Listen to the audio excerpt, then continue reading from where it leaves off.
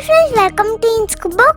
இன்னைக்கு நம்மளுடைய சேனல்ல ரொம்ப சுலபமா செய்யக்கூடிய 3 விதமான பிரசாதம் ரெசிபீஸ் எப்படி செய்யலாம்ங்கறத பார்த்தறலாம்.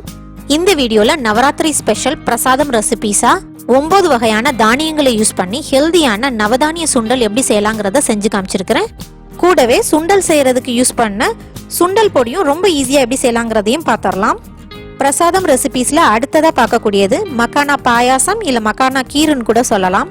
அதாவது லோட்டஸ் சீடை யூஸ் பண்ணி செஞ்ச ஹெல்தி அண்ட் கிரீமியான ரபடி ஸ்டைல்ல உள்ள பாயாசம் ரெசிபி.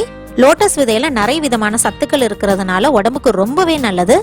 லோட்டஸ் விதையில பாயாசமா செஞ்சு சாப்பிடும்போது ரொம்பவே டேஸ்டா இருக்கும். அதே சமயம் ரொம்ப ஈஸியாவே செஞ்சிடலாம். பிரசாதம் ரெசிபிஸ்ன்னு பார்த்தாலே பஞ்சாமிர்தம் ஒரு மெயினான ரெசிபின்னு கூட சொல்லலாம்.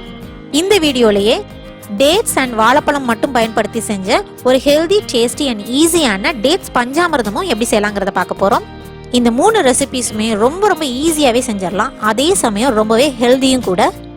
இந்த ரெசிபிஸுக்கு தேவையான இன்கிரீடியன்ஸ் எல்லாம் நான் டீட்டெயிலாக டிஸ்கிரிப்ஷன் பாக்ஸ்லையும் கொடுத்துருக்கிறேன். உங்களுக்கு தேவைப்பட்டா செக் பண்ணிக்கோங்க. இப்போ எப்படி செய்யலாங்கிறத பார்த்துடலாம்.